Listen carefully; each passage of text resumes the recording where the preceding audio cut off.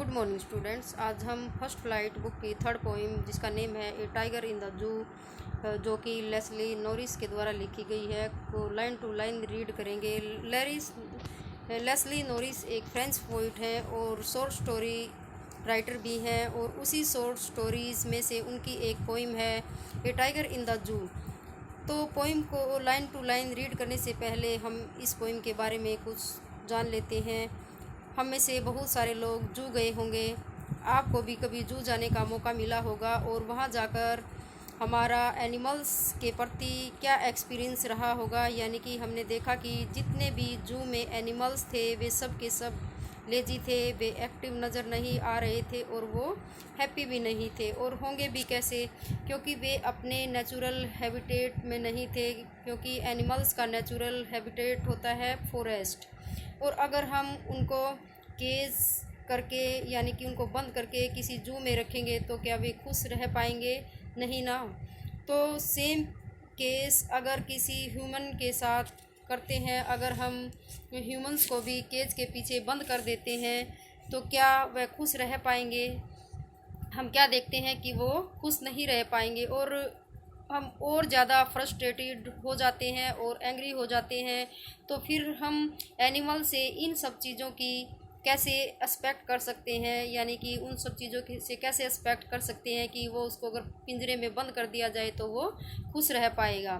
सो इस पोइम में भी जो पोइट है इसी चीज़ के बारे में बात करते हैं, यानी इसी चीज़ के बारे में बताते हैं। और इस पोइम में पोइट ने कंट्रास्ट किया है टाइगर को लेकर।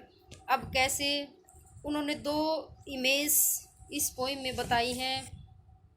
इस पोइम में एक टाइगर है जो जू के अंदर है, उसका बिहेवियर किस तरीके से वो नज़र आ रहा है, और एक उस टाइगर का या जो फिर वही सेम टाइगर को अगर हम उसके नेचुरल हैबिटेट में रख देते हैं, इसलिए फिर उसका जो नेचर है वो किस तरीके का नज़र आता है, तो किस तरह से उसका नेचर हमारे सामने आता है। तो इस तरह के कंपैरिजन दो टाइगर्स के थ्रू इस पोइम में पोइट ने किए हैं। तो so this poem contrast a tiger in the zoo to the tiger in it natural habitat. यह जो कविता है एक चिड़ियाघर में पाए जाने वाले टाइगर की अपने प्राकृतिक आवास में रहने वाले बाघ की कंपेयर करती है, यानी कि तुलना करती है। The poem moves from the zoo to the jungle and back again to the zoo. जो पोइम है चिड़ियाघर में जंगल और फिर वापस चिड़ियाघर को मूव करती है। In this natural surrounding the tiger is happy and joyful. जो अपने प्राकृतिक आवास में जो टाइगर है वो प्रसन्न और आनंदित है, यानी कि बहुत ज़्यादा खुश नज़र आता है। But in a cage he is full of rage and trouble. लेकिन पिंजरे में वह क्रोध और उदासी में नज़र आता है। The poem shows the great importance of freedom. तो हम क्या देखते हैं कि जो ये पोइम है इसमें कविता स्वतंत्रता के महान महत्व को बताती है, यानी कि फ्रीडम को सबसे ज़्यादा इम्पोर्टेंस दिया गया है। तो इस पोइम को अब हम लाइन टू लाइन रीड करेंगे। He stalks in his vivid strips, the few steps of his cage on pads of velvet, quiet in his quiet race। तो इस he stalks means होता है एंग्री, स्टॉक्स में walk with pride, यानी कि गर्व से चलना। विविड का मीनिंग यहाँ पर क्लियर यानी कि स्पष्ट है। वेलवेट मीन होता है ए सॉफ्ट क्लॉथ, यानी कि मखमल। रेस मीन्स गुस्सा। तो यहाँ पर जो ये फर्स्ट स्टैंजा है इसमें पोइट टाइगर इन द जू की बात करते हैं जो कि केज के अंदर है, यानी कि वो पिंजरे में बंद है। वो कहते हैं कि उस केज में जो टाइगर बंद है उसकी जो स्ट्राइप्स है वो काफ़ी ज़्यादा डीप हैं, काफ़ी ज़्यादा शाइन करती हैं, और वो उसके अंदर जिस तरीके से बंद है उसके नीचे एक फ्लो बना हुआ है। On pads of velvet quite. Tiger के जो पोज हैं यानी कि उसके जो पंजे हैं वो उसके नीचे इतना ज़्यादा स्मूथ है, इतने ज़्यादा सॉफ्ट है वो उसके पंजे, यानी कि वो जैसे मखमल जैसे लग रहे हैं, नरम गद्देदार जैसे कि वेलवेट के होते हैं। उसी तरीके से पोइट ने यहाँ कंपेयर किया है। In his quiet quiet rage का मतलब वो शांत भी है और उसके अंदर काफ़ी गुस्सा भी है।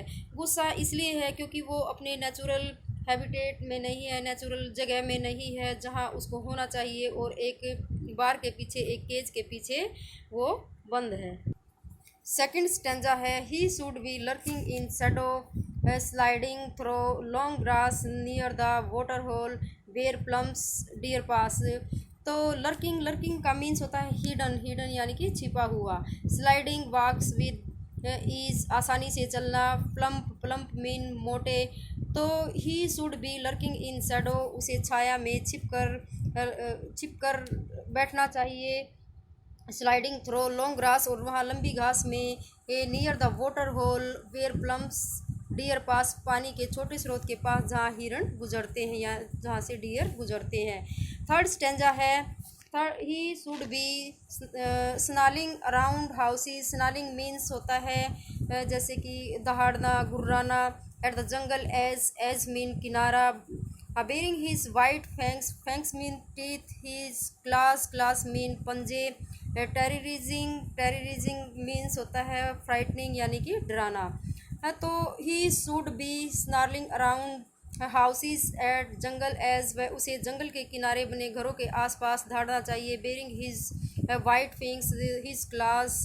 टेररिजिंग द विलेज, और गांव वालों को अपने सफ़ेद दांत एवं पंजे दिखाकर उसे डराना चाहिए। फोर्थ स्टेंजा है, but he is locked in a concrete cell. Concrete cell means आपको पता ही है, जैसे made of cement and stone और डस्ट एक्सेट्रा, यानी कंक्रीट का बना। He stands behind bars stalking the length of his cage ignoring visitors. तो यहाँ पोइट कहते हैं, मगर वह, but he is locked in a concrete cell, वह कंक्रीट की एक कोठरी यानी कि पिंजरे में बंद है। ही स्ट्रेंथ बिहाइंड हिज, उसकी शक्ति सलाखों के पीछे है। Stalking the length of his cage, वह पिंजरे की पूरी लंबाई से चलता है। इग्नोरिंग विजिटर्स, और आने वाले लोगों को इग्नोर करते हुए वह पूरी लंबाई के साथ चलता है, यानी अपनी पूरी एनर्जी के साथ वो टाइगर चलता है। फिफ्थ स्टेंजा है जो कि हमारा लास्ट स्टेंजा है, he hears the last voice at night the patrolling cars and stares with his brilliant eyes at brilliant stars. Brilliant eyes meaning यहाँ पर होता है ब्रिलियंट, जैसे चमकीली शाइनिंग करती हुई उसकी आंखें। ही hears the last voice at night the patrolling cars, वह रात को गश्त लगाने वाली कार की आखिरी आवाज़ सुनता है। And stares with his brilliant eyes at the brilliant star, और अपनी चमकीली आंखों से चमकते हुए तारों को देखता है। तो स्टूडेंट्स, आपको यहाँ ये 1 to 5 स्टेंजा अच्छे से आपको रीड करने हैं और इनको अच्छे से समझना भी है। थैंक्स।